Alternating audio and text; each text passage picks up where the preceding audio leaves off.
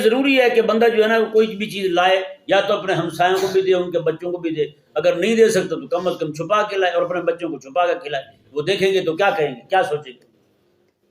اللہ و اسلام کی تعلیمات جو ہے نا، اسلام دل توڑنے والا دین نہیں ہے، سچی بات ہے جی.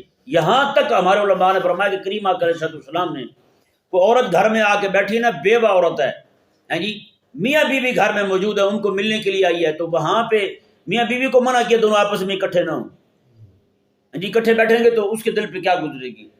اتنی بھی تکلیف اسلام نہیں دینا چاہتا کسی کو. جو بھی بات کرنی ہے اندر جا کے چھپ کے بات کریں، اس کے سامنے بات نہ کریں. اس طرح کر کے وہ یتیم بچہ ہے نا، اسے بھی اپنے بیٹے کو، اس یتیم بچے کے سامنے اپنے بیٹے کو اٹھا کے چما چاٹی کرنا، اس کی جی اس کے بوسو کنار کرنا، یہ منع ہے. نہ کرے. وہ یتیم بچہ جو ہے نا، اس کا دل دکھی ہوگا، یار میرا بھی ابا ہوتا تو کیا میری بھی خدمت کرتا. اللہ اکبر. ایک بزرگ رحمہ اللہ وہ فرماتے ہیں، میں نے کتاب میں پڑھا ان کے حالات میں، وہ کہتے ہیں مدینہ شریف میں تھے تو ہم نے دیکھا مدینہ شریف کے غریب بچے، کہتے ہیں ہم نے پھل کھائے اور چھلکے اس کے باہر پھینک دیے ایسے ہی. کہتے ہیں میں باہر کام سے نکلا تو میں نے کیا دیکھا، مدینہ شریف کے بچے جو نا وہ چھلکے اٹھا کے کھا رہے تھے.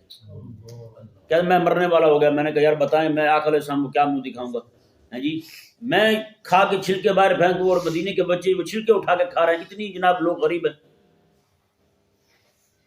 تو یہ حالات جو نا جس پہ گزرے ہو نا، اسی کو ان حالات کی سمجھ ہوتی ہے، ان کو اس باتوں کی، ان باتوں کی سمجھ ہوتی ہے. وگرنہ لوگ جو ہے نا وہ ایسے جناب مارتے رہتے ہیں، الٹی سیدھی حرکتیں کرتے ہیں، ان کو کوئی پتہ نہیں ہوتا یار کسی کو تکلیف ہوگی. اللہ تبارک و تعالیٰ یہ باتیں ہمیں سمجھنے کی توفیق عطا فرمائے. یہ اسلام ہی ہے جی جو ایسی گہری نظر رکھتا ہے، دقت نظر کے ساتھ کہ کسی کا بھی دل نہ ٹوٹے، کسی کو بھی تکلیف نہ ہو کسی طرح سے.